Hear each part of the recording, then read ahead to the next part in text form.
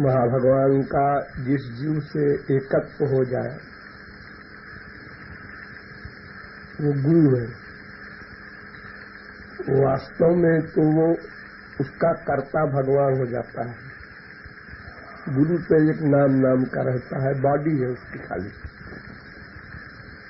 तो अगर हम गुरु के शरणागत हैं और गुरु संसार से चला गया तो केवल शरीर का परिवर्तन हुआ। दूसरे महापुरुष को जब गुरु ने उनको सुपुर्द किया दूसरे महापुरुष के, तो उस महापुरुष के अंतःकरण में भी वही भगवान गवर्न कर रहा है जो इस गुरु के कर रहा है। इसलिए वहां अनन्यता रहती है, वहां दो नहीं हुआ करता। जब तक जीव में अज्ञान है तब तक शरीर के हिसाब से दो की भ्रांति होती है, लेकिन उसकी जब साधना इस क्लास की हो जाती है तो उसको सिद्ध महापुरुष अगले जन्म में भी मिलेगा, तो वो उसी महापुरुष के अनुसार ही सारी चीजें उसको मिलेंगी और उसको पता नहीं चलेगा कि हमारा पिछला गुरु ही है, क्योंकि दोनों का गवर्न करने वाला श्री कृष्ण है। इसलिए सब चीजें उसी के अनुसार मिलेंगी। उसमें संसारी बात नहीं है कि हाँ वो पहले गुरु का स्वभाव ये था, पहले गुरु की आकृति ये थी, ये सब तो उसको अपर जन्म में याद नहीं रहेगा। इसलिए उसका सब हिसाब ठीक बैठेगा और वो शिष्य गुरु का संबंध चलता रहेगा जब तक भगवत प्राप्ति न होगी। और भगवत प्राप्ति के बाद भी वो गुरु के अनुगत होकर गोलोक में रहेगा। तब में तो शुरू होता है कंप्लीट सरेंडर के बाद। जब गुरु दिव्य प्रेम दान करता है उस क्षण से उसका रिश्ता सनातन हो जाता है।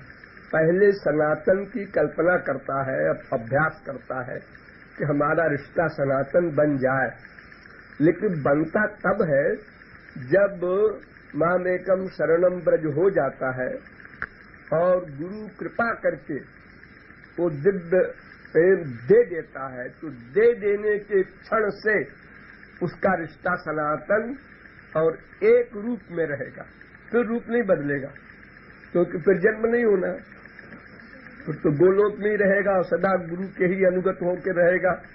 जैसे श्री कृष्ण की कोई सेवा कर रहा है, श्री कृष्ण को माला पहनाना है, अब वो अपने शिष्य रूपी सखी से कहेगा जाओ फूल तोड़ के लाओ, ये फूल लाना, तो वो अपने शिष्य से कहेगा अनुगत से तो तुम बेला का फूल लाओ, तुम चमेली का लाओ, तुम इसका लाओ। तो वो एक के बाद एक सीढ़ी दर सीढ़ी इस प्रकार वो सेवा होती है। इसलिए सनातन संबंध तो तभी होता है जब अंतःकरण शुद्ध हो जाता है, क्योंकि उसके पहले अप डाउन हुआ करता है जीव का। वो शरणागत हुआ, फिर थोड़ा हट गया, फिर हुआ, फिर हट गया। जब तक अंतःकरण में विकार है, माया है, तब तक तो कहा नहीं जा सकता है कि ये सनातन संबंध आगे प्रगाढ़ होगा कि ढीला हो जाएगा कि कट जाएगा। सब कुछ हो सकता है। इसीलिए जो मैं समझाता हूं कि गुरु शिष्य जब बनाता है उसका बनाना अलग है, हम उसको गुरु बनाते हैं ये अलग बात है।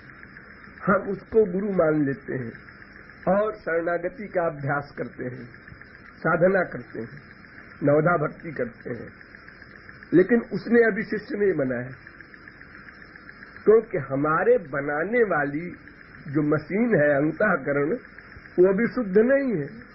इसलिए वो गंदा भी हो सकता है और लापरवाही से, कुसंग से, भाव प्रभाव माया कृष्ण प्रेष्ठा पराधता, भाव भक्ति पर जाकर भी नामापराध होने से जीव का पतन संभव है। इसलिए जब अंतःकरण शुद्ध हो जाता है तो उस समय जब गुरु शिष्य बनाता है, यानी वो दिव्य प्रेम दान करता है, उसके बाद से फिर रिश्ता सनातन हो गया, क्योंकि फिर पतन का क्वेश्चन नहीं, फिर तो योगक्षेमम बहाम में हम हो गया। और ये जो आजकल परंपरा चल रही है शिष्य गुरु बनाने की, ये वेद विरुद्ध है। इसमें तो गुरु भी उसका अपराध का हकदार है और शिष्य भी, क्योंकि शिष्य को जो अधिकार था कि समझ बूझ कर गुरु बनाओ, उसने गलती की, और गुरु को जो अधिकार था उसने भी गलती की। तो सनातन नाता तो तभी परिपक्व होता है जब कि एक ऐसी अवस्था आ जाए जहां से पतन न हो। अभी एक कदम चला, अब वो कह दे हमारा सनातन नाता है। अब जैसे तमाम सत्संगी हैं, एक की शरणागति 10% है, एक की 20% है, एक की 30% है। अब सभी कह सकते हैं कि हमारा सनातन नाता है, सही है।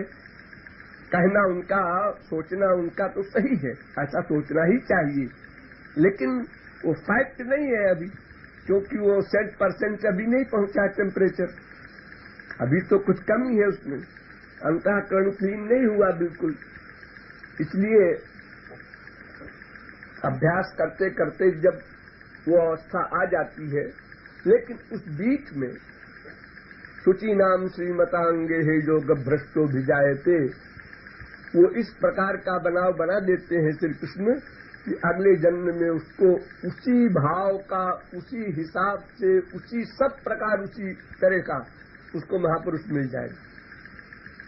उसे कल्पना भी नहीं हो सकती कि ये हमारा पिछला गुरु नहीं है, क्योंकि पिछले गुरु की शकल तो याद नहीं, और बाकी सब चीजें उसको वही मिल रही है। तो वो कैसे कह सकता है कि हमारा गुरु चेंज हो गया। वो अपने संकल्प को दृढ़ करना है, अपना अभ्यास बढ़ाना है, बाकी सब काम अपने गुरु भगवान पर छोड़ दो। वो आगे क्या क्या करेगा वो सब हिसाब बैठा लेगा। अरे जरूरत पड़ेगी तो फिर आ जाएगा, उसमें डरा क्या है। और जब एक ही चीज है सब जगह, तो इस चीज और उस चीज में अंतर क्या हुआ फिर? पर्स की शक्ल अलग अलग है, सब में $100 रखा है, तो सबका एक मूल्य है। व्यक्ति को तो $100 से मतलब है, पर्स से क्या मतलब, किस रंग का पर्स है, कितना बड़ा है। हाँ जी, कह रहे हैं कि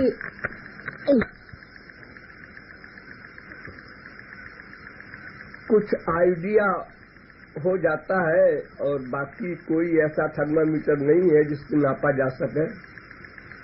लेकिन अगर हमारे अंतःकरण का आकर्षण और जगह अधिक होता है, लाभ अधिक होता है, तो हम एक गुरु को उस गुरु में समर्पित करके मन से दुर्भावना कहीं न की जाए, भले ही वो पाखंडी रहा हो, भले ही वो निकृष्ट रहा हो, लेकिन मन के अंदर दुर्भावना नहीं लानी है, बल्कि उस गुरु को मन ही मन इस गुरु में समर्पित कर देना है और फिर इसके गाइडेंस में चलना है, इसमें कोई गड़बड़ी नहीं होगी। बाकी ऐसी कोई चीज नहीं है भाई कोई डिग्री हो, डॉक्टर है, इंजीनियर है, भाई दिखा दो कि भाई हम डॉक्टर हैं, देखो MBBS है, ऐसा कुछ तो है नहीं। कुछ आइडिया हो सकता है, भगवत प्रेम वगैरह को देख करके, समझ करके हल्का फुल्का आइडिया हो जाता है, उसी से जीवों ने पकड़ा है हमेशा गुरुओं को। कितने महापुरुष हुए हैं, इसी मायाबद्ध जीव के पास कोई पैमाना कभी हो ही नहीं सकता, न भूत में, न भविष्य में, न वर्तमान में, क्योंकि भगवान जब अवतार लेते हैं तो प्राकृतिक मनुष्यों की तरह व्यवहार करते हैं, इसी प्रकार महापुरुष भी करते हैं, और व्यवहार भी सबके अलग अलग होते हैं। कोई कर्म संन्यास का व्यवहार कर रहा है, कोई कर्मयोग का कर रहा है, कोई और किसी तरह से कर रहा है, पागलों की भांति कर रहा है। तो अब वो है तो सभी महापुरुष, लेकिन उनका अभिनय अलग अलग हो रहा है। ऐसे अवतारों में भी अलग अलग हुआ। ऋषभ भगवान हुए, वो अपना कर्म संन्यास का ही आदर्श लेके चले। रामावतार हुआ और तरह का, कृष्णावतार हुआ और तरह का, ऐसे महापुरुषों में भी हुए हैं। जड़ भरत जब हिरण में आसक्त हो गए तो मरने के बाद उनको सब याद था कि हमारी गड़बड़ी कहाँ हुई थी, तो वो पागल बन गए लड़कपन से, ऐसी एक्टिंग किया कि हम पागल हैं। तो अब उनको तो लोग पागले समझते रहे पूरी लाइफ। तो ऐसे महापुरुषों से लाभ भी अधिक नहीं मिल पाता। जो हमारे समान व्यवहार करे हम उसी से लाभ ले सकते हैं।